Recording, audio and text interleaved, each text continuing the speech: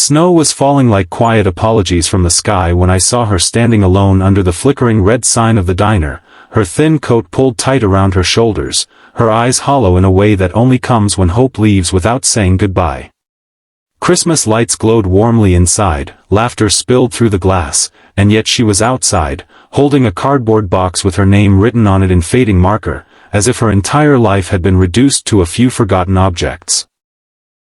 That was the moment I understood how cruel the world can be on nights that are supposed to be kind. Before the story continues, take a moment to like, comment, share, and subscribe to The Kindness Chronicles, if you believe in kindness, second chances, and the quiet power of doing the right thing even when no one is watching. Stories like this exist because people like you still believe hearts can change hearts. The diner had always been a place where warmth pretended to be permanent.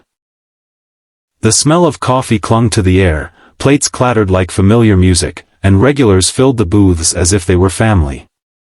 She had worked there for years, learning the rhythm of people's mornings and the weight of their silences.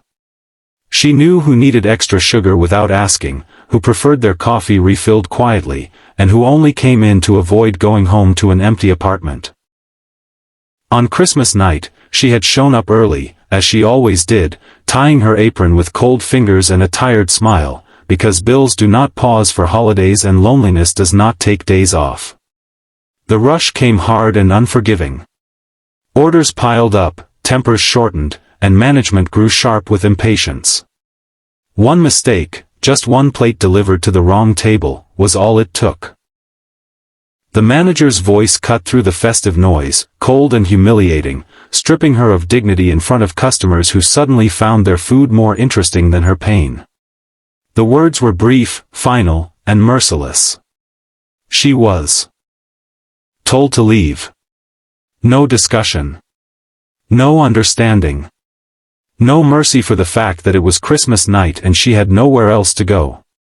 She packed her things slowly, each movement heavy with disbelief.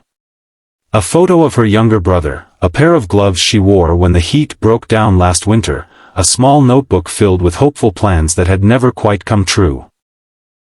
When she stepped outside, the door closed behind her with a sound that felt louder than it should have been, sealing off warmth, safety, and income all at once. The cold hit her like punishment, and she stood there trying not to cry because she had already lost enough that night. I had been inside, watching from a distance, feeling that familiar discomfort of witnessing injustice and doing nothing. Something inside me refused to stay silent.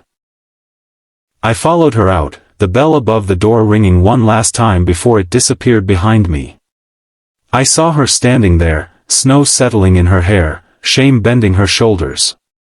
I told her, not loudly, not dramatically, but with a certainty that surprised even me, that she deserved to be treated better than this. Not because she was perfect, but because she was human. She did not cry immediately. Instead, she looked at me as if she had forgotten what it felt like to be seen. Her eyes carried exhaustion layered over years of quiet endurance. She tried to smile, to minimize what had happened, the way people do when they are used to disappointment. But the truth was clear in her silence. Losing the job meant losing the apartment she barely afforded. It meant choosing between heating and food. It meant another Christmas marked by survival instead of celebration, that we talked there in the cold, not in dramatic speeches but in honest fragments of life. She spoke of her mother who had passed away, of her brother she helped support, of dreams she once had that now felt childish to mention out loud. I listened, realizing how easy it is to overlook the people who serve us, how rarely we ask who they are beyond the uniform. The night felt suspended, as if the world had paused to decide whether it would be cruel or kind. I offered her a ride, a small thing that felt enormous in that moment. She hesitated, pride warring with necessity, but eventually nodded. Inside the car, the heater hummed softly, and for the first time that night, she exhaled fully. Snow traced quiet lines across the windshield as the city passed by, glowing and indifferent. She told me she did not know what she would do next. I told her that sometimes the end of something unfair is the beginning of something better, even if it does not feel like it yet. Over the next few days, I could not forget her. Her story followed me, sitting heavy in my chest. I thought about how many people get discarded by systems that value efficiency over empathy. I reached out to friends, shared her experience, and asked questions that made some uncomfortable. Opportunities began to appear, not miraculously, but slowly, like light returning after a long winter. A small cafe owner who believed in second chances. A community group that helped with emergency rent. A job interview that felt more like a conversation than an interrogation. She took each step cautiously, afraid to hope too much. The scars of that night had not faded easily. She doubted herself, replayed the moment she was fired, convinced that one mistake defined her worth. But with each day, something shifted. She was greeted with respect. She was asked how she was doing and meant it. She began to stand a little straighter, laugh a little more freely. The world had not suddenly become fair, but it had become kinder. Months passed. Winter softened into spring.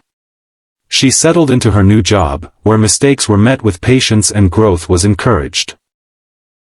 She saved enough to keep her apartment, helped her brother enroll in classes, and even allowed herself to dream again.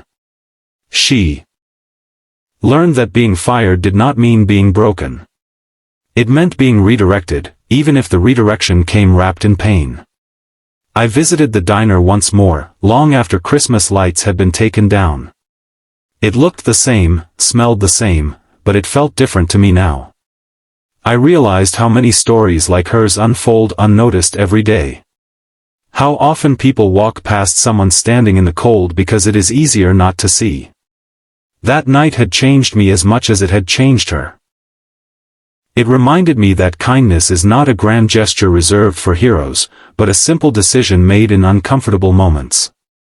Near the end of the year, she sent me a message thanking me, not for saving her, but for reminding her that she mattered. That message stayed with me longer than any holiday greeting ever had. It proved that words spoken at the right moment can alter the course of a life.